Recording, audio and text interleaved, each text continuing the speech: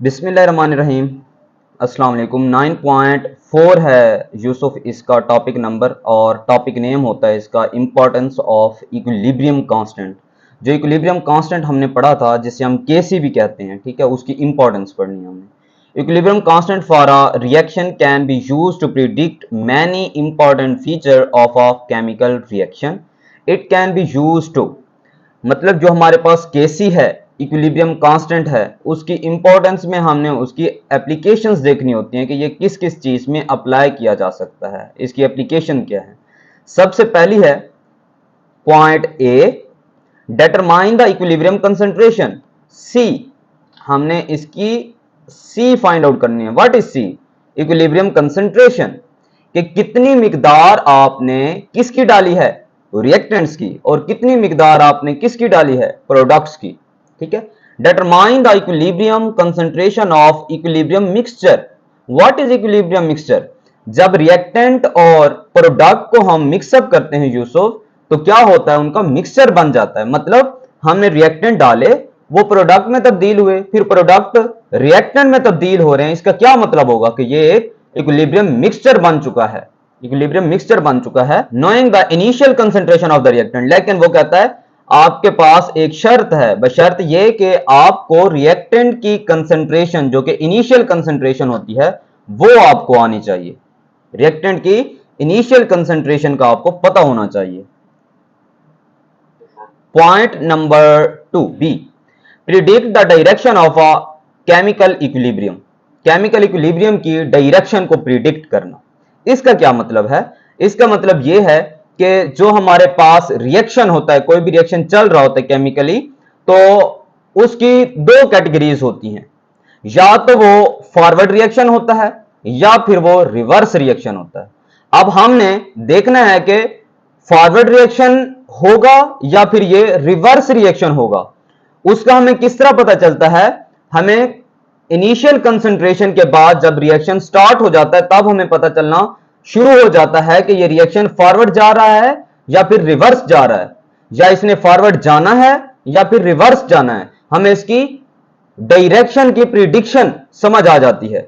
हम बता सकते हैं कि ये रिएक्शन अब फॉरवर्ड जाएगा, ये रिवर्स जाएगा। कैसे हमें पता चलता है? हमें कैसी की वैल्यू से पता चलता है। ठीक है। अगर तो रिएक्टेंट की कंसंट्रेशन ज्यादा हो, वो फॉरवर्ड रिएक्शन चलता है, क्योंकि उसने रिएक्टेंट को प्रोडक्ट में तब्दील करना होता है। बिल्कुल इसी तरह अगर प्रोडक्ट की कंसंट्रेशन ज्यादा होगी, वो रिवर्स चलेगा। क्यों रिवर्स चलता है वो? उसकी रीजन कौन सी होती है? क्योंकि प्रोडक्ट्स के अंदर बहुत ज्यादा कंसंट्रेशन मौजूद है, तो उसने इक्विलिब्रियम की तरफ जाना होता है। इक्विलिब्रियम की तरफ जाने के लिए क्या होता है कि वो रिवर्स रिएक्शन परफॉर्म करता है, रिवर्स रिएक्शन स्टार्ट हो जाता है। उसके बाद point C, predict the extent. Extent का क्या मतलब होता है? कि हमें हद का पता चल जाता है कि इस रिएक्शन की हद क्या है, कितने रिएक्टेंट कितने प्रोडक्ट्स बना चुके हैं, और कितने प्रोडक्ट्स कितने रिएक्टेंट में तब्दील हो चुके हैं। हमें इसकी हद का, लिमिट का, एक्सटेंट का पता चल जाता है of a chemical reaction. Point D, predict the effect of change of condition. अब कंडीशंस कौन कौन सी होती हैं यूसुफ? एक होती है टेम्परेचर, एक होती है कंसंट्रेशन, एक होती है प्रेशर, और एक होती है वॉल्यूम।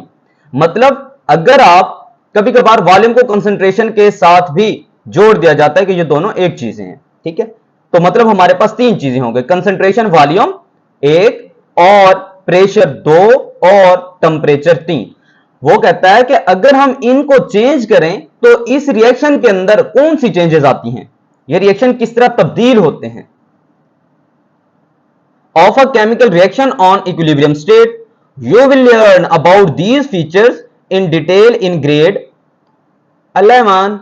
अभी आपको पढ़ने की जरूरत नहीं है। वो कहता है कि ये जो फीचर्स हैं ये आपको 11 क्लास में पढ़ाए जाएंगे, फर्स्ट ईयर में एफएससी में पढ़ाए जाएंगे।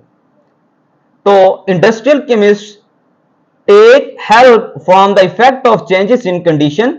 वो यहां से हेल्प लेते हैं कि ये जो चेंजेस हो रही हैं कंडीशंस के अंदर, इस इन चेंजेस के जरिए से या इन चेंजेस की वजह से रिएक्शन पर कौन सी चेंजेस आती हैं, such as concentration, temperature, pressure, etc. Catalyst भी हो सकते हैं, ठीक है, ईटीसी के अंदर कैटलिस्ट चेंज करके भी हम चेंज कर सकते हैं। They choose conditions needed for desired products, वो कंडीशन को भी चूज करते हैं, सिलेक्ट करते हैं डिजायर प्रोडक्ट को हासिल करने के लिए। नाइट्रोजन, अब एक केमिकल रिएक्शन आपको समझा रहा है वो। Nitrogen and oxygen are main gases of air, they are effectively converted in the large scale production of many important chemicals such as ammonia, sulphuric acid, etc। Nitrogen और oxygen जो है वो main gases हैं और इन्हें convert किया जाता है लार्ज स्केल पर, मतलब इंडस्ट्रीज के अंदर किस किस चीज में कन्वर्ट किया जाता है, अमोनिया, सल्फ्यूरिक एसिड और इसी तरह के बेशुमार केमिकल स्पीशीज के अंदर, केमिकल कंपाउंड्स के अंदर, केमिकल मॉलिक्यूल के अंदर, केमिकल मिक्सचर के अंदर, ठीक है, केमिकल कॉम्प्लेक्सेस के अंदर। Got it Yusuf? Yes sir. Okay. उसके बाद अमोनिया इज प्रोड्यूस्ड, अब पहला पहला रिएक्शन हमें वो किसका समझा रहा है, अमोनिया का। Ammonia is produced by reaction of nitrogen with hydrogen, nitrogen का हाइड्रोजन के साथ जो रिएक्शन होता है उसकी बात कर रहा है और उसके लिए हमारे पास जो टेम्परेचर दिया जाता है वो कौन सा है, वो 400 डिग्री सेंटीग्रेड है और 200 एटीएम प्रेशर है and in the presence of catalyst, और कैटलिस्ट भी हमने यूज करना है। तो इसका क्या मतलब है, इसका मतलब यह है कि हमने ये कंडीशंस अप्लाई करनी है। अब नीचे है केमिकल रिएक्शन जिसमें आपके पास नाइट्रोजन गैस है और हाइड्रोजन गैस है। H2 की फॉर्म में हाइड्रोजन भी गैस होती है, N2 की फॉर्म में नाइट्रोजन भी गैस होती है। तो ये दोनों मॉलिक्यूलर फॉर्म एग्जिस्ट करती हैं। N2 जब मिलेगी किसके साथ, H2 के साथ, तो हमारे पास क्या बनेगा, रिवर्सिबल रिएक्शन के साथ अमोनिया गैस क्रिएट होगी, क्योंकि गैस जब गैस से मिलती है तो 99% केसेस के अंदर गैस ही इसकी क्या होती है, प्रोडक्ट होती है। तो ये अमोनिया गैस है। जब हम इससे क्या करते हैं, बैलेंस करते हैं। बैलेंस कैसे करते हैं कि हमारे पास 2 नाइट्रोजन के एटम हैं, 2 हाइड्रोजन के एटम हैं, तो यहां पे NH3 जब बनता है, ठीक है, तो हमारे पास नाइट्रोजन 1 होती है, फिर हम यहां पे 2 लगा देते हैं। 2 लगाने से यहां पे जो हाइड्रोजन की स्ट्रेंथ है वो बढ़ जाती है, वो 6 हो जाती है। इसी वजह से हम यहां पे हाइड्रोजन के साथ 3 लगा देते हैं, तो ये बन जाता है 3H2। इसका मतलब है कि 6 atom of the hydrogen and 3 mole of the hydrogen gas. Any question Yusuf? हाँ सर। समझ आ गई? जी। Okay, next. जी यूसुफ, यहां से देखें आप के फर्स्ट लाइन में लिखा हुआ है, ये बहुत ही इंपॉर्टेंट क्वेश्चन है, ठीक है, एफएससी के लिहाज से तो है ही है, लेकिन मैट्रिक क्लासेस में भी ये शॉर्ट क्वेश्चन में पूछ लिया जाता है कि what is Haber process, what is Haber process. तो यही जो ऊपर आपको केमिकल इक्वेशन नजर आ रही है केमिकल रिएक्शन की, तो इसे हम कहते हैं Haber process. This process is known as Haber process, इसे हम हैबर प्रोसेस कहते हैं। This is a reversible process and produces only 33% NH3 at equilibrium। Equilibrium पर 33% NH3 यानी अमोनिया की मिकदार बनती है रिवर्सिबल रिएक्शन के साथ। The high pressure is used, अब ज्यादा, अब कंडीशन हम चेंज कर रहे हैं यूसुफ, प्रेशर को हमने हाई कर दिया।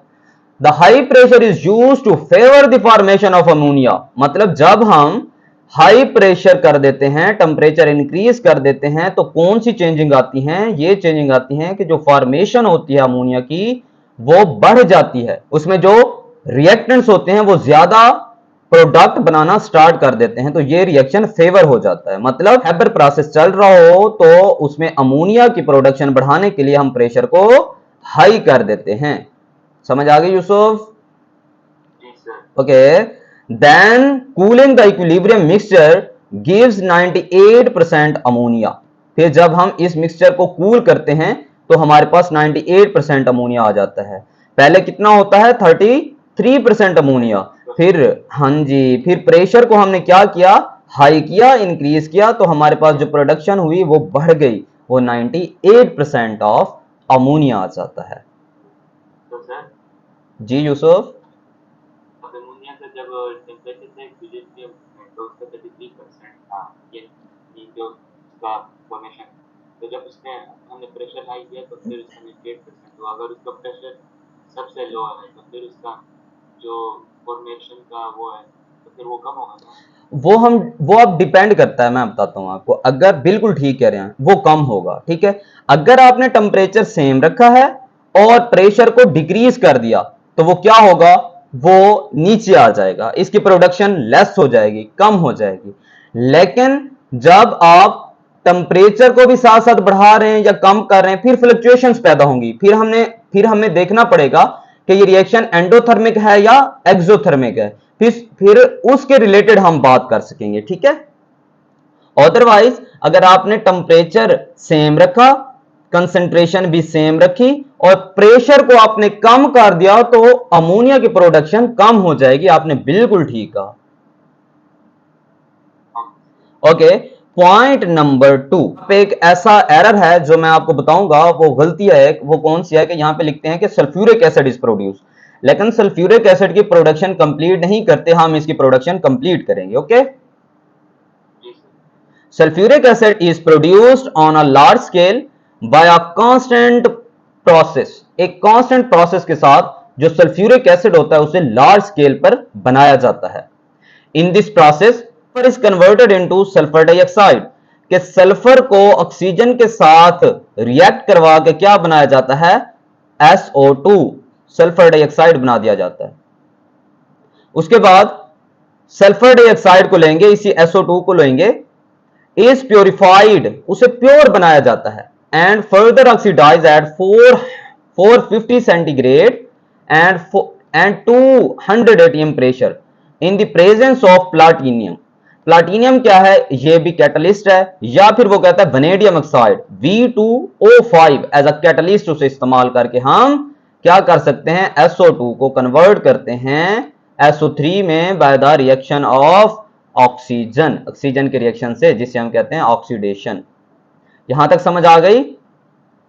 Yes sir. सर SO3 क्या है? SO3 तो हम सल्फर डाइऑक्साइड, वो ये सल्फर डाइऑक्साइड, ये sulphur trioxide. Okay, yes sir. अब ये बन गया। वो कहता है दिस इज, ये मैं पढ़ाने के बाद आपको इसका केमिकल रिएक्शन कंप्लीट करके देता हूं। This reaction is a reversible reaction. Yes, we got it. Here again by the application of principle of equilibrium, chemical equilibrium, maximum amount of SO2 is converted into SO3। SO3 में maximum amount convert की जाती है, sulphur trioxide is then converted into 100% pure sulphuric acid. लेकिन इसने sulphuric acid को बनाया हुआ भी नहीं है, तो हम क्या करेंगे, हम ये करेंगे कि फिर क्या करेंगे रिएक्शन, हम SO3 के साथ वाटर को ऐड करेंगे, H2O को ऐड करेंगे और हम इसे क्या बना देंगे, H2SO4। Sulphuric acid. Very good, excellent, शाबाश, H2SO4 सल्फ्यूरिक एसिड।